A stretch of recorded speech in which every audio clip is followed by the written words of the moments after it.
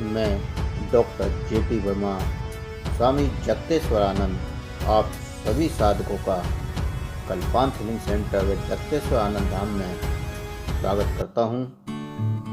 मेरे द्वारा कराई जाने वाली अनेक साधनाओं को सीखने के लिए व आध्यात्मिक रहस्यों को और ध्यान की गहराइयों को जानने के लिए मेरे चैनल को सब्सक्राइब करें, वे बेल बटन को दबाएं, जिससे सबसे पहले आपको साधनाओं को जानने का व करने का मौका मिले। और वीडियो पसंद आने पर लाइक करें, कमेंट करें, साथ ही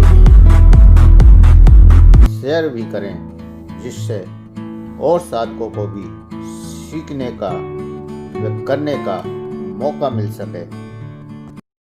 कल्पांत मानसोपचार साधना में आप सभी का स्वागत है।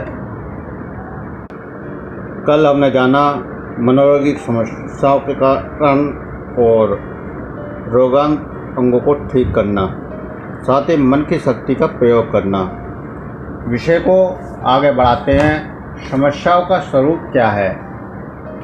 हम दूसरे किसी की भी बातों को अपनी मान्यता व संस्कार के आधार पर समझते हैं। सामने वाले ने किस उद्देश्य से कही हम नहीं समझ पाते, और ठीक ढंग से न समझना ही सबसे बड़ी अहम की समस्या है। और अधिकांश व्यक्ति इसी समस्या से ग्रस्त हैं। सभी संतों, योगियों, महात्माओं से हम सुनते आ रहे हैं कि जीवन निस्सार है, और जीवन की इसी निस्सारता को भुलाने हेतु अधिकांश व्यक्ति नित्य प्रति के विभिन्न क्रियाकलापों में दौड़ते रहते हैं। जीवन की इसी अर्थहीनता व निस्सारता का संबंध लोगों में व्याप्त अधिकांश मानसिक, भौतिक, अधिभौतिक, पारभौतिक व शारीरिक समस्याओं से है, और वही हमारे शरीर, मन व आत्मा को नष्ट कर देते हैं। मनुष्य हर पल बहुत सी इच्छाएं करता रहता है और उनको पूरा करने के लिए दिन रात दौड़ता रहता है, परंतु मनुष्य की जब इच्छाएं पूरी नहीं होती हैं तो जीवन का सार खत्म होता जाता है, जीवन उद्देश्यहीन हो जाता है। तब वह प्रार्थना करता है कि हे परमात्मा, मुझे मृत्यु दे दो, और वह समस्याओं का भंडार बनता जाता है। इस प्रकार जीवन का खाली खाली हो जाना ही सबसे बड़ी समस्या बनता है, और इसका उपाय साधना, ध्यान, योग करना है। ये स्वानुभव का रास्ता है। साधना से आप अपने स्वभाव को, अपने स्वरूप को, स्वास्थ्य के रहस्य को अच्छी तरह से जान व समझ पाते हैं। अपने आत्म तत्व व प्रकृति माया के बीच के संबंधों को महसूस कर पाते हैं, और जैसे जैसे आत्मज्ञान का अनुभव होता है वैसे वैसे जीवन में सार आने लगता है, और खालीपन की अनुभूति श्रद्धा समाप्त होने लगती है, और फिर आप जो चाहें वह कर सकते हैं। समस्याएं आपके अवचेतन मन में इतनी गहराई में छुपी होती हैं कि पता ही नहीं चलता। कुछ व्यक्तियों को सामान्य कीड़े मकोड़ों से डर लगता है, तो किसी को सुनसान रास्तों पर चलने से डर लगता है, किसी को बंद जगह से डर लगता है, तो किसी को नदी या तालाबों के आसपास जाने से डर लगता है। कुछ व्यक्तियों को पहाड़ों पर चढ़ने से या ऊंची इमारतों पर चढ़ने से डर लगता है, तो कुछ को जहाज़ों की यात्रा में डर लगता है। इस प्रकार हर व्यक्ति किसी न किसी कुंठा से ग्रस्त हो चुका होता है। कुछ लोगों से ईर्ष्या, घृणा, नफरत करते हैं, तो कुछ मित्र, रिश्तेदारों व सगे संबंधियों की मृत्यु के सदमे से ग्रस्त हो जाते हैं। ऐसी अनेकों समस्याएं हैं जिनको जड़ से नष्ट करना जरूरी है। प्रत्येक व्यक्ति में आश्चर्यजनक शक्ति, क्षमता व गुणों की खान है, अनंत शक्ति का भंडार है, प्रतिभा की संपदा है। अंतर केवल इतना है कि कोई इन आंतरिक व मानसिक शक्तियों का प्रयोग करता है और कोई नहीं।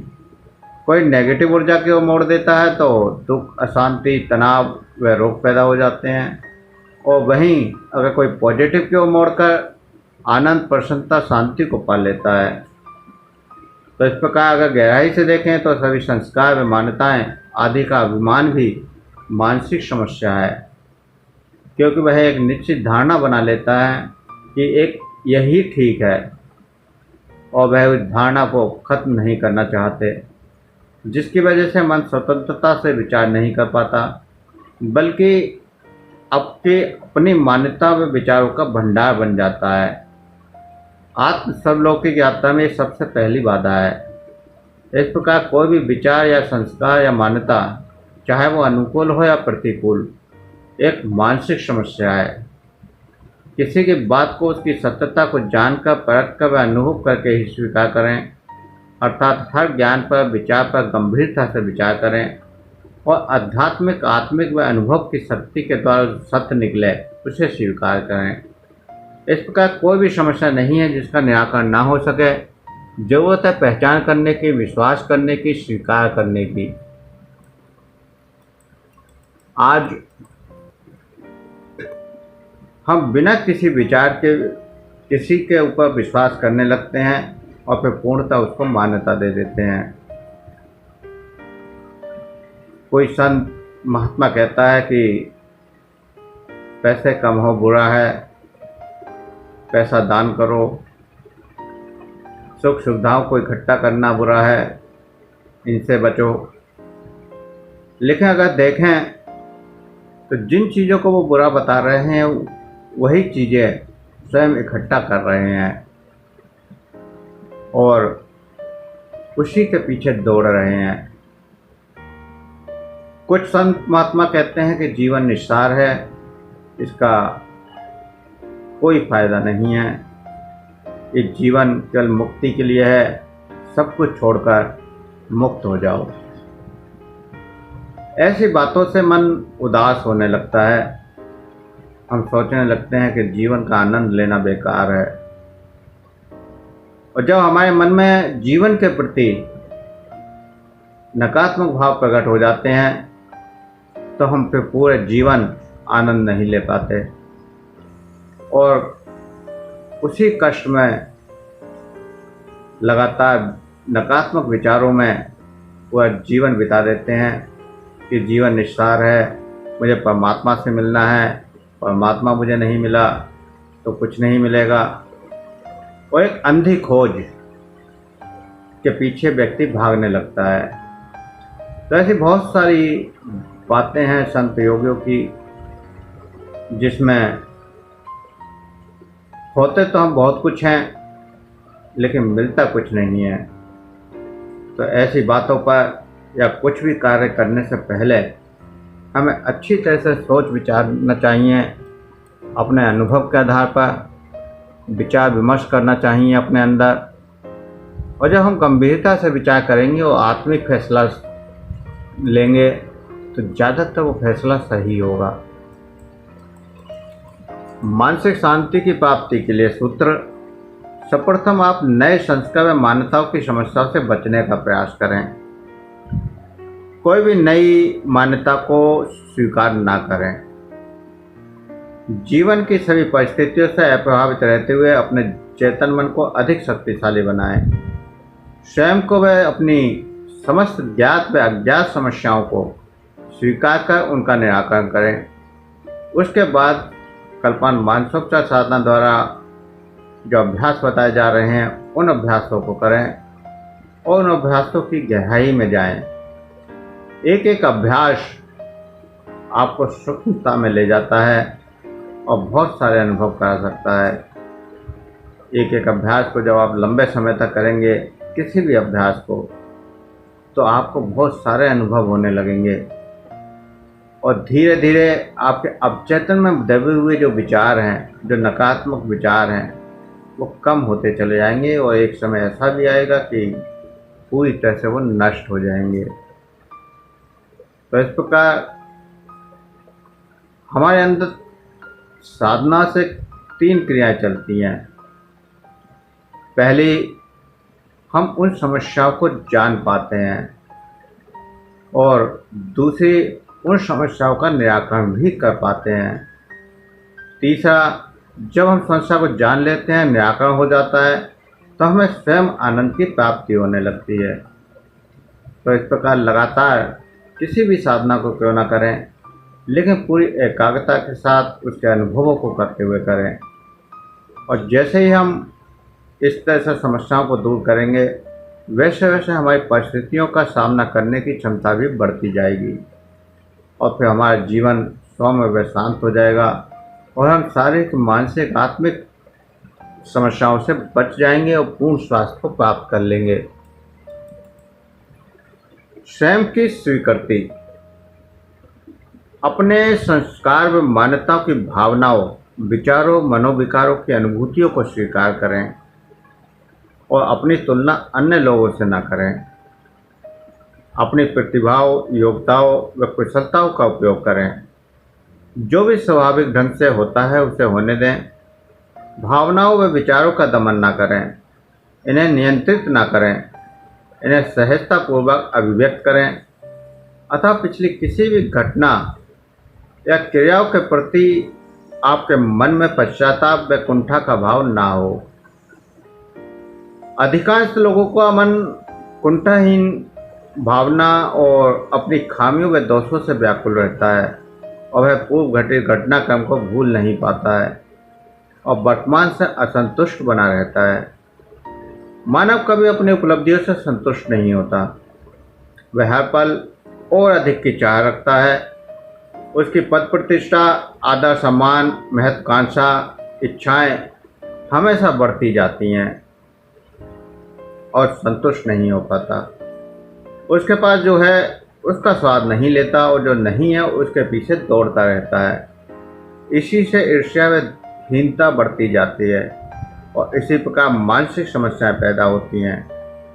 कोई भी अपनी सीमाओं को स्वीकार नहीं करना चाहता और बाह्य लोगों के स्वरूप की तुलना के कारण अधिकांश लोग अपने अंदर दोष, दुख, हीनता की अनुभूति करते हैं। अतः आत्मस्वरूप की स्वीकृति का प्रयास करें और साथ ही अन्य से अपनी तुलना ना करें।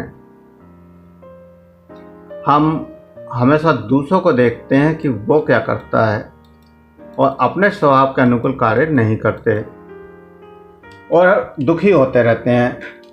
इसलिए दूसरे क्या करते हैं उस पर विचार ना करें। प्रत्येक व्यक्ति अपनी प्रतिभा व स्वभाव के अनुकूल ही कार्य करता है। जैसे एक डॉक्टर का कार्य कोई लोहार नहीं कर सकता और लोहा का कार्य डॉक्टर नहीं कर सकता। इसलिए अपने आप को पहचानें और जो भी सहज रूप से आपके व्यक्तित्व के अनुकूल हो उसको स्वीकार करें और यही वही कार्य करें जो आप सहज तरीके से कर सकते हैं, जिसमें परेशानियां ना आए। साथ ही साथ कल्पांत मानसोपचार साधना से आपको सहायता मिलती रहती है, क्योंकि ये बार बार आपको आपसे मिलाती है।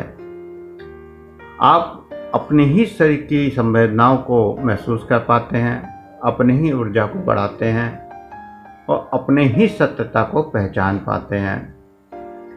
यही प्रसन्नता व आत्म साक्षात्कार के इच्छुक हर व्यक्ति के जीवन का मूलभूत आधार है। मान, सम्मान, पद, प्रतिष्ठा, व्यक्तिगत व्यवसाय इतना महत्वपूर्ण नहीं है जितना कि स्वयं का व्यवहार। एकाग्रता व रुचि के साथ कार्य को करने वाला मनुष्य अच्छा है उस व्यक्ति से जो कार्य को बोझ समझकर टालने हेतु करता है। अन्य लोग आपके बारे में क्या सोचते हैं, क्या धारणा रखते हैं, इसकी चिंता ना करें। ध्यान रहे, दूसरा अपने संस्कार में मान्यताओं की समस्याओं के द्वारा आपकी तुलना करता है। इसलिए बेझिझक अपने व्यक्तित्व के अनुकूल सही कार्य करें। कोई भी विचार अगर मन में आता है तो उसे स्वीकार करें, उसको रोकना नहीं है। जैसे आपको क्रोध का भाव आया तब उसको स्वीकार करें, बुरा ना समझें। अगली बार जब क्रोध का भाव आएगा तो आप उसे साक्षी भाव से देखें। क्रोध को दबाने का प्रयास ना करें, क्योंकि रोकने से ही ये हमारे अवचेतन मन में संग्रहित हो जाएगा और मानसिक व शारीरिक रोगों के रूप में प्रकट होगा। यही बात सभी भावनाओं पर, काम, क्रोध, मद, मोह, लोभ, अहंकार आदि सभी पर लागू करें। और जब भी कोई भावना उठे तो उसको साक्षी भाव से देखें। हम हर साधना में अपने आप को साक्षी भाव से जोड़ने की कोशिश कर रहे हैं। और जब ये साक्षी भाव साधना के बाद वर्तमान में चेतन अवस्था में भी प्रकट होने लगेगा तो ये सब सहज हो जाएगा। इसलिए उस साक्षी भाव का अनुभव करें और धीरे धीरे हर साधना के द्वारा ये आपकी जो समस्याएं हैं वो खत्म होती जाएंगी। भावनाएं इतनी परिवर्तित और लाभकारी हो जाएंगी कि आप विश्वास भी नहीं करेंगे कि आपके अंदर इतना बदलाव कैसे आया। और फिर ये संभावनाएं नकारात्मकता को बिल्कुल खत्म कर देंगी और सकारात्मकता को बढ़ा देंगी। जब कोई संत महात्मा तुम्हें समझाता है कि काम, क्रोध, मद, मोह, लोभ का स्वाद बुरा है तो मनुष्य के अंदर इनके प्रति हीन भावना पैदा हो जाती है। सोचने लगते हैं कि ये प्रवृत्तियाँ पाशविक हैं, लेकिन जिन्हें वो सम्मानीय बताते हैं वो भी तो एक प्राकृतिक माया ही है। अतः अपनी प्रवृत्ति व इच्छा को मानव जीवन का स्वाभाविक पक्ष मानकर स्वीकार करें, उन्हें जीवन के अप्रतिकूल ना समझें। आप जितना इनको स्वीकार करेंगे उतना ही कम प्रभावित होंगे। भूतकाल व भविष्य के किसी विचार पर विचार विमर्श ना करें। जो बीत गया सो बीत गया, आप उसे बदल नहीं सकते, अतः उसे पूर्णतः भूल जाएं। वर्तमान के प्रत्येक क्षण को जीने का प्रयास करें। अपने साथ कभी हुए दुर्व्यवहार व घटनाओं पर भी इसी बात को लागू करें। यदि आप उस पर निरंतर विचार करते हैं तो वही जीवन को तनावपूर्ण व दुखद बना देती हैं। किसी भी विचार या घटना की छाप कितनी भी गहरी क्यों ना हो, उसे दूर करना कठिन जरूर है परंतु असंभव नहीं। कल्पना मानसोपचार साधना के द्वारा ये सब सहज होता चला जाएगा। इससे आप दूसरों को प्रेम व स्वीकार करने लगेंगे। दूसरों के प्रति द्वेष, ईर्ष्या व दोष पर ध्यान कम होता जाएगा और सामने वाले की उपयोगिता को समझने लगेंगे। जैसे जैसे आप दूसरे को प्रेम करेंगे वैसे वैसे दूसरे भी आपको प्रेम करते जाएंगे। इस प्रकार सहजता में वृद्धि, आंतरिक व बाह्य जीवन में संतुलन लाने हेतु एक सकारात्मक कदम होगा। जब व्यक्ति ध्यान मग्न होता है तो अपने आप को व दूसरे लोगों को अस्वीकार करना संभव नहीं, लेकिन इसके लिए आपको निरंतर प्रयास करते रहना होगा। इसके लिए ओम साधना या कल्पना मानसोपचार की कोई भी एक साधना नित्य प्रति जरूर करनी चाहिए। रचनात्मक सोचना। रचनात्मक सोचने का अर्थ नए विचारों, नए तथ्यों तथा नए समाधानों की खोज करना है।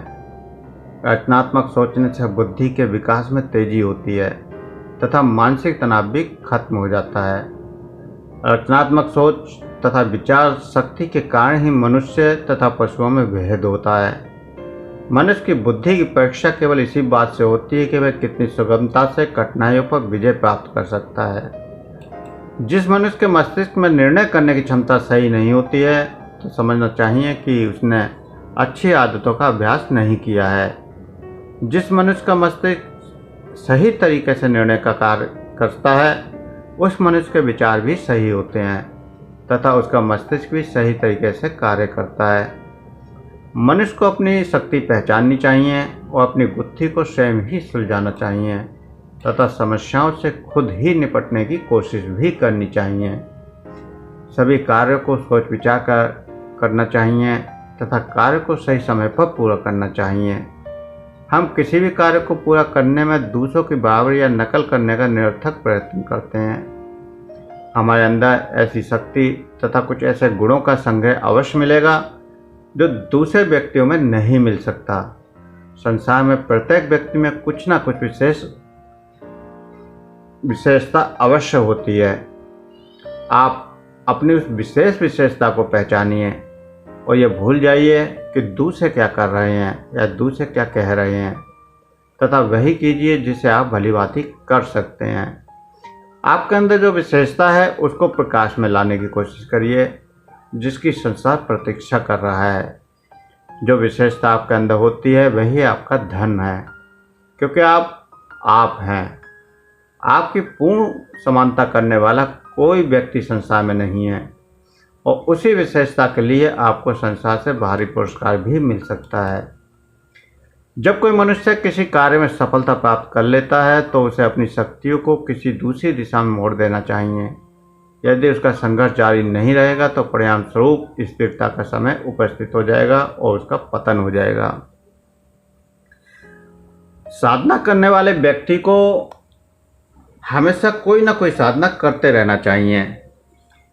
अगर एक साधना पूरी हो गई तो दूसरी साधना में जुड़ जाना चाहिए, क्योंकि अगर साधना नहीं करेंगे तो जो ऊर्जा लेवल बढ़ रहा है, जो अनुभव हो रहे हैं, वो रुकने शुरू हो जाएंगे और पतन होना शुरू हो जाएगा। इसलिए हमेशा साधकों को कुछ ना कुछ जरूर करना चाहिए। अपने आप को एक रचनात्मक स्थिति में हमेशा तैयार रखना चाहिए। नई नई रचना करना, नए नए अनुभव करना, नए नए ज्ञान को प्राप्त करना लगातार जारी रखना चाहिए। रचनात्मक सोचने के कुछ तरीके।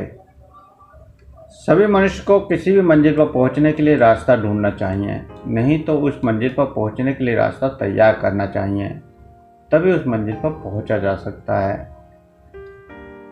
हर व्यक्ति जो भी कार्य कर रहा है वह किसी न किसी मंजिल को पाने के लिए कर रहा है। उस मंजिल को पाने का हर संभव रास्ता ढूंढना चाहिए। अगर रास्ता नहीं मिल रहा है तो स्वयं का अपना रास्ता तैयार करना चाहिए। किसी भी समस्या को लेकर अधिक सोच विचार तथा तनाव में नहीं आना चाहिए, बल्कि उसे गहराई तक सोचकर उस कार्य को पूरा करना चाहिए। यदि हम एक ही विचार पर लंबे समय तक सोच विचार करते हैं तब तनाव होता है। इसलिए हमें किसी भी विचार पर या किसी भी समस्या पर गहराई से विचार करें। गहराई से विचार करने पर आपको तत्काल उस समस्या का समाधान भी मिल जाता है। अगर सामान्य अवस्था में आपको समाधान नहीं मिल रहा है तो साधना की किसी भी अवस्था में शांत होकर आप उस समस्या के प्रश्न को वहाँ रखें तो आपको सहज में समाधान मिल जाएगा। अपने सामने कोई भी प्रतिदिन प्रयोग करने वाली वस्तु को लेकर उसके बारे में सोचना शुरू कीजिए कि वह वस्तु किस काम आ सकती है और फिर उस कार्य को करें। बहुत सारी वस्तुएं घर में बेकार पड़ी होती हैं और हम खाली होते हैं। उस खाली समय में अगर आप उस समय का प्रयोग नहीं करेंगे तो कहीं ना कहीं आप फालतू के विचार करने लगेंगे और फालतू के विचार तनाव का कारण बन जाएंगे। इसलिए हमें उस समय पर उन वस्तुओं के बारे में सोचना चाहिए जो बेकार, तो वस्तु के बारे में विचार करना चाहिए और वस्तु को किस तरह से प्रयोग में लाई जा सकती है उस पर कार्य करें। एक नई रचना करने की कोशिश करनी चाहिए। किसी भी कार्य को करने से पहले उसके अच्छे और भले के बारे में अवश्य सोच लेना चाहिए। किसी भी कार्य को करने के लिए लक्ष्य जरूर निर्धारित कीजिए और उस निर्धारित समय में उस समय को पूरा करने की कोशिश कीजिए। जब भी आप कोई कार्य करते हैं तो उस कार्य का लक्ष्य जरूर होना चाहिए कि आपको उस कार्य को कब तक करना है या उस कार्य से आपको क्या पाना है। और लक्ष्य तैयार करने के बाद समय भी निश्चित करिए कि आपको इतने समय में इस लक्ष्य को पा लेना है। तो इस प्रकार लक्ष्य और समय जब निर्धारित हो जाए तो पूरे जी जान से लग जाइए, जुट जाइए उस कार्य को करने में और कोशिश करिए कि समय से पहले वो कार्य पूरा हो जाए। कार्य को करने के लिए सकारात्मक और रचनात्मक सोच का सहारा लीजिए और कार्य को पूरा कीजिए। संसार में बदलाव होना प्रकृति का नियम है जिसे कोई भी व्यक्ति बदल नहीं सकता है। इसलिए अपने हालत के अनुसार हमें अपने आप को पहले ही बदल लेना चाहिए। संसार में कोई भी व्यक्ति सामने वाले को नहीं बदल सकता, लेकिन हम स्वयं को बदल सकते हैं। हम स्वयं को समय के अनुसार, परिस्थितियों के अनुसार बदल सकते हैं। इसलिए स्वयं को बदलने की कोशिश करनी चाहिए, न कि दूसरे को बदलने की कोशिश करें। कुछ व्यक्ति से मिलकर आपस में कई विषयों पर विचार कीजिए। जब किसी समस्या का समाधान ना मिल रहा हो तो आप बहुत सारे व्यक्ति जो आपके संपर्क में हैं उनसे विचार विमर्श कीजिए। जब आप अपने से ज़्यादा अनुभवी लोगों से विचार विमर्श करेंगे तो निश्चित है कि आपको समस्या का समाधान मिल जाएगा। सभी मनुष्य अपने अपने भाग्य के स्वामी होते हैं तथा वे अपनी कल्पना के अनुसार ही उसे बना सकते हैं। अपनी कल्पना शक्ति का इस प्रकार उपयोग कीजिए कि आपको अपने कठिन तथा अपरिचित मार्ग में प्रकाश दिखाई देने लगे। हर व्यक्ति स्वयं का भाग्य विधाता है और हर व्यक्ति अपनी अपनी कल्पनाएं भी करता है, लेकिन कौन व्यक्ति क्या कल्पनाएं कर रहा है इस बात पर निर्भर करता है कि उसका भाग्य कैसा होगा। इसलिए हमें अपनी कल्पना शक्ति को इतना मजबूत बनाना चाहिए कि वह लगातार प्रकट होती रहे। हम जैसा सोचें वैसा प्रकट होता रहे, लेकिन उसके साथ में वही ज़रूरी है कि हम उसके साथ में नकारात्मक ना हो। हमें अपनी इच्छा शक्ति पर, संकल्प शक्ति पर, कल्पना शक्ति पर, अपनी विचार शक्ति पर पूर्ण विश्वास होना चाहिए। और जब पूर्ण विश्वास होगा तो हमें हर रास्ते पर प्रकाश दिखाई देने लगेगा, अर्थात हर रास्ते पर चलकर हम मंजिल पर पहुंच सकते हैं। किसी भी कार्य को पूरा करने के लिए अपने मस्तिष्क को सदा सचेत रखना चाहिए तथा निरीक्षण करने की कोशिश करनी चाहिए तथा अपने कार्य को करने के ढंग का परीक्षण भी करता रहना चाहिए तथा कार्य के बारे में सोच विचार भी करते रहना चाहिए। किसी भी कार्य को करने के लिए उसके सभी तथ्यों को जान लेना चाहिए तथा उस कार्य के मत के अनुसार ही उस कार्य को करना चाहिए। सकारात्मक मनोवृत्ति को बढ़ावा देना चाहिए। कार्य वही करना चाहिए जो स्वयं को अच्छा लगता है। जो व्यक्ति अपने कार्य में सफल हो चुके हैं उनके बारे में जानिए और उनकी विशेषताओं की खोज करने की कोशिश करिए और अपने अंदर भी उस विशेषता को पाने की कोशिश करनी चाहिए और कार्य को पूरा करना चाहिए। हम जो भी कार्य का चुनाव करें उस कार्य में किन व्यक्तियों ने सफलता प्राप्त की है वो जानने की कोशिश करें और वो सफलता कैसे प्राप्त की है, किस परिस्थिति में उन्होंने क्या व्यवहार किया, ये सब जानने की हमें कोशिश करनी चाहिए। हालांकि ये जानना इतना आसान नहीं है, लेकिन प्रयासरत रहना चाहिए। साथ ही साथ उसके व्यवहार के अनुरूप हम अपने व्यवहार से कैसे ज़्यादा अच्छे ढंग से कार्य कर सकते हैं, ये हमारा सोचना रचनात्मक ढंग का होगा। हमें अपनी मंजिल तक पहुंचने के लिए अपना ही रास्ता बनाना होगा। दूसरों के रास्ते पर पूर्ण रूप से चल नहीं सकते, लेकिन उनसे मदद मिल सकती है। हमें अपने रास्ते को और ज़्यादा बेहतर ढंग से बनाने में सफलता हासिल हो सकती है। इसलिए इस तरह से हमें अपने आप को रचनात्मक बनना है, रचनात्मक सोचना है और रचनात्मक करते रहने की कोशिश करनी है। और रचनात्मक बने रहने से हमारी मानसिक समस्याएं, तनाव जैसी समस्याएं, डिप्रेशन जैसी समस्याएं और इन तनाव जैसी समस्याओं से उत्पन्न रोग, उन सब से बच सकते हैं। स्मरण शक्ति, मेमोरी पावर। सभी व्यक्ति को ये याद रखना चाहिए कि अच्छी स्मरण शक्ति के फलस्वरूप ही शरीर का स्वास्थ्य ठीक रहता है, क्योंकि स्मरण शक्ति स्वास्थ्य का ठोस आधार होती है। मस्तिष्क की तेज स्मरण शक्ति के लिए प्रत्येक व्यक्ति को सुबह के समय में प्रतिदिन व्यायाम करना चाहिए तथा व्यायाम करने वाली जगह इस प्रकार की होनी चाहिए जहाँ की वायु शुद्ध हो। स्मरण शक्ति को तेज करने के लिए जितना अधिक लगन से प्रयत्न किया जाएगा वह उतना ही अच्छा होगा।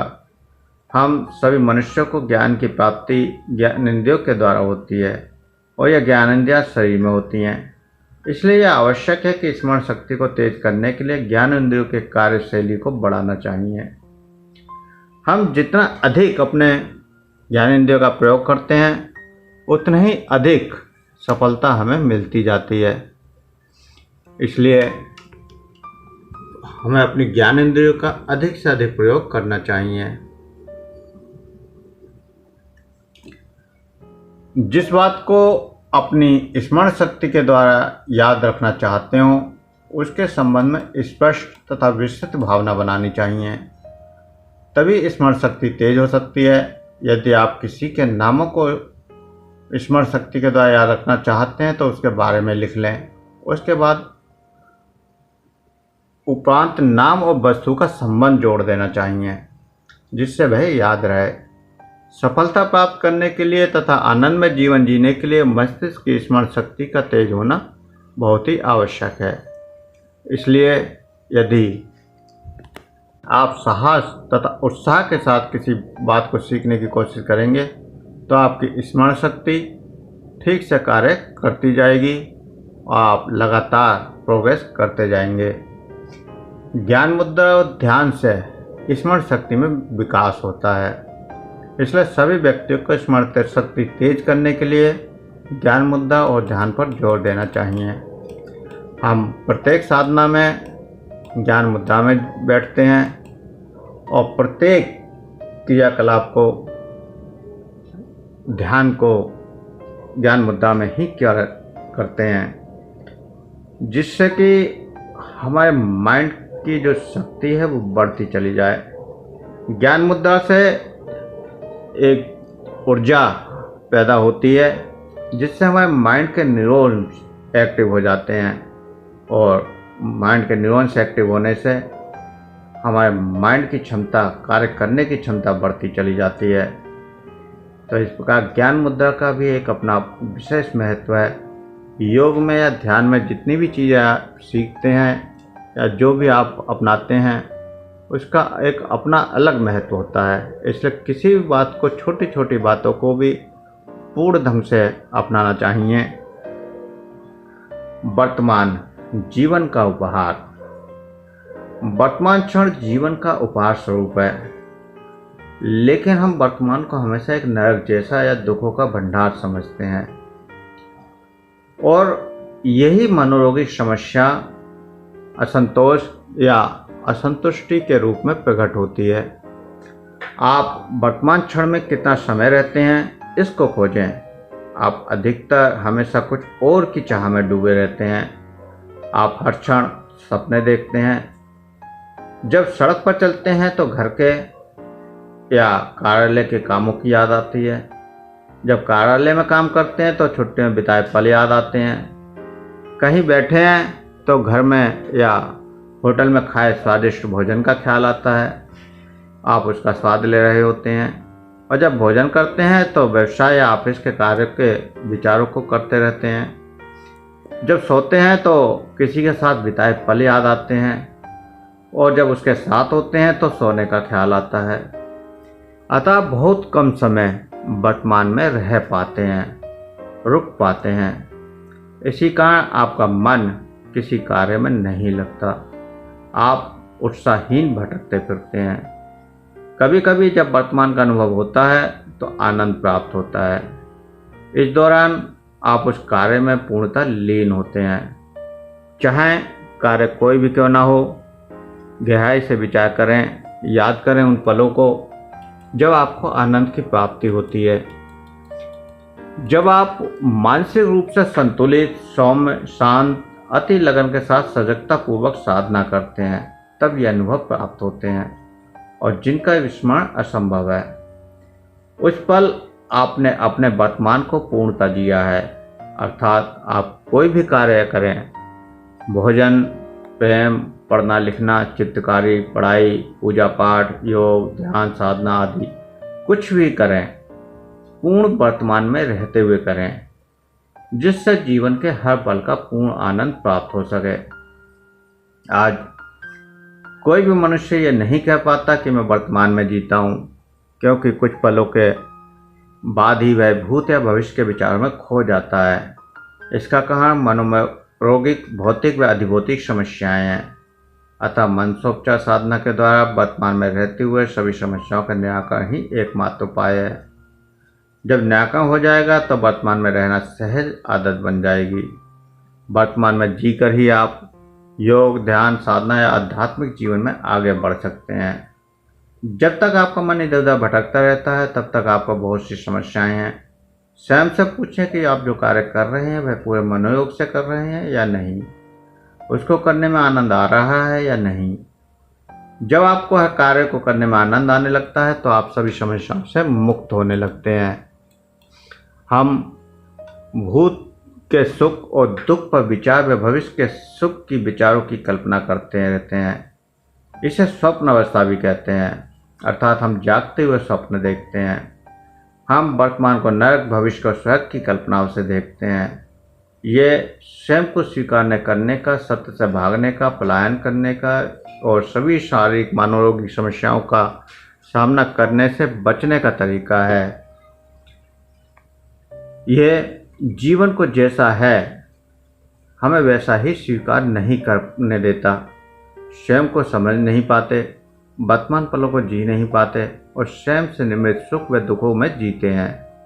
ऐसी परिस्थिति में आप कभी अंदर से स्थायी शांति, प्रसन्नता, आनंद, सुख, संतोष, आत्मीयता, परमात्म तत्व की प्राप्ति नहीं कर सकते। इसके लिए साधनाओं के द्वारा मन को शुद्ध करना पड़ेगा।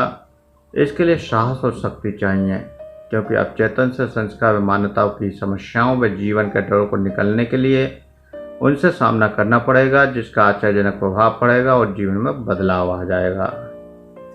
तो आज के लिए इतना ही, आगे अभ्यास करेंगे। मैं डॉक्टर JP वर्मा, स्वामी जगतेश्वर आनंद, आप सभी का स्वागत करता हूं कल्पांत हीलिंग सेंटर एवं जगतेश्वर आनंद धाम में।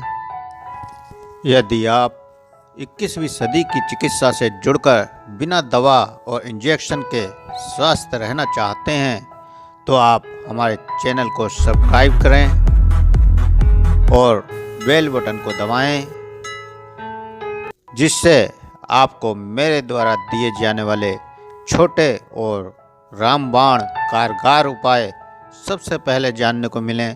साथ ही उपाय पसंद आने पर और लाभ होने पर वीडियो को लाइक करें, कमेंट करें, साथ ही शेयर भी करें, जिससे सभी इन उपायों को अपनाकर स्वास्थ्य लाभ उठा सकें।